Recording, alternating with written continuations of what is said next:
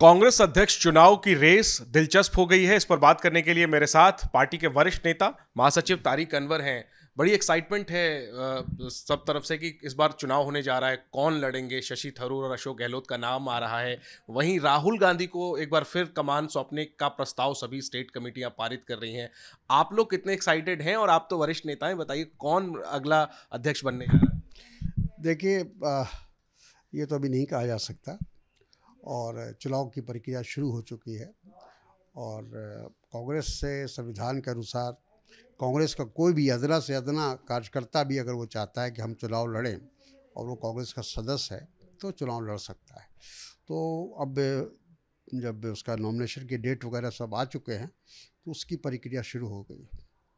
और दूसरा, जहाँ तक सवाल है, आम कार्यकर्ताओं की जो भावना है, जो प्रस्ताव के रूप में अलग अलग राज्यों से आ भी रहा है कि लोग चाहते हैं कि आज की परिस्थिति को देखते हुए, आज की चुनौतियों को देखते हुए राहुल जी को ये जिम्मेदारी संभालनी चाहिए।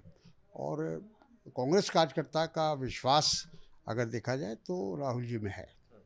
लेकिन सर, इसी में एक थोड़ा सा आपसे क्लैरिटी चाहूंगा कि राहुल गांधी के करीबी सूत्रों का दावा है कि वो दोबारा इस पद पे आने को तैयार नहीं है। तो क्या उन पर जो है तमाम कमेटियों की तरफ से दबाव बनाने की कोशिश हो रही है? और दूसरी तरफ इसको ऐसे भी देखा जा सकता है कि कार्यकर्ताओं की आवाज को राहुल गांधी दरकिनार कर रहे हैं।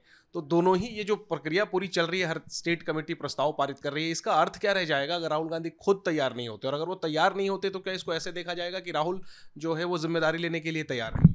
नहीं, देखिए, जिम्मेदारी तो उन्होंने ऐसे भी लिया हुआ है। आप देख रहे हैं कि लगता है कि कांग्रेस के इतिहास में और देश के इतिहास में जो उन्होंने एक भारत जोड़ो यात्रा की शुरुआत की है, वो इस बात का साक्षी है कि देश के प्रति, समाज के प्रति, कांग्रेस के प्रति जो उनकी जिम्मेदारी है उसका निर्वाह वो कर रहे हैं, बिना पद के कर रहे हैं। और ये शायद मैं सोचता हूँ कि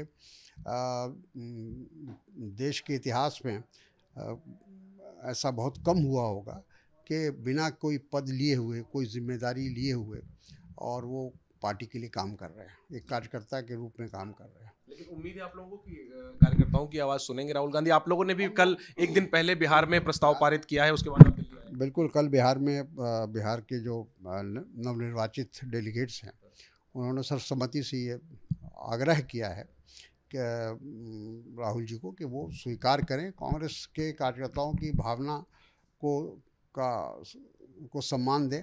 ये आमतौर पर ये बात कही जा रही है। कितनी उम्मीद है? तो उम्मीद तो अभी है, जब तक कोई फाइनल शेप नहीं ले लेता है तब तक लोगों को उम्मीद है, कांग्रेस कार्यकर्ताओं को इस बात की उम्मीद है कि उनकी भावना को से इनकार नहीं करेंगे राहुल जी।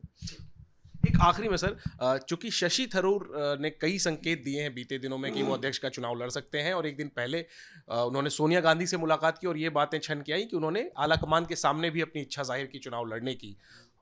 आप केरल के प्रभारी हैं, उसके नाते आपकी प्रतिक्रिया जानना चाहूंगा। शशि थरूर की जो उम्मीदवारी है, क्या उन्होंने आपसे भी अपनी इस इच्छा के बारे में चर्चा की? नहीं, हमसे कोई इस पर चर्चा उनकी नहीं हुई है, लेकिन जहाँ तक हम जानते हैं कि जैसा मैंने पहले भी कहा कि कोई भी कार्यकर्ता कांग्रेस का सदस्य चाहे तो चुनाव लड़ सकता है। तो शशि थरूर भी लड़ सकते हैं और भी लोग चुनाव लड़ सकते हैं। तो चुनाव में तो किसी को रुकावट है नहीं। जो बात आ रही है कि मैडम सोनिया जी ने उनसे देखिए, मैडम ने सभी को अनुमति, कोई भी जाएगा उनके पास, वो कांग्रेस के अध्यक्ष हैं, एक तरह से वो कांग्रेस के अभिभावक हैं। तो उनके पास कोई भी जाएगा तो थोड़ी कहे कि आप चुनाव नहीं लड़ सकते या नहीं लड़ना चाहिए। ठीक है। एक्साइटमेंट का माहौल है सर आप वरिष्ठ नेताओं के मन में भी कि क्या होने वाला है अगले एक हफ्ते में? हाँ, लेकिन कांग्रेस में कोई पहली बार चुनाव हो रहा है ऐसी बात नहीं है। कांग्रेस के इतिहास को आप देखिए तो कई बार चुनाव हुए हैं और मेरी जानकारी में या मेरे सामने कहिए, मेरी उपस्थिति में हमने खुद 2-3 चुनाव देखे हैं। एक तो सीताराम केसरी जी का देखा है, फिर सोनिया जी का भी देखा है। तो ये चुनाव तो हमारे यहाँ होता ही रहा है। शायद हमको लगता है कि हिंदुस्तान में एक वाहिद पार्टी है जिसमें चुनाव होता है, बाकी सभी जगह तो नॉमिनेशन होता है। ठीक है, तो देखना यही है इस बार कि क्या 22 सालों के बाद कांग्रेस में चुनाव होगा, और होगा तो क्या गांधी परिवार से उम्मीदवारी पेश की जाएगी, और नहीं तो फिर मुकाबला किन दो चेहरों के बीच या दो से ज्यादा चेहरों के बीच होने वाला है। कैमरा पर्सन दीपक चौधरी के साथ जैनेंद्र, एबीपी न्यूज़, दिल्ली।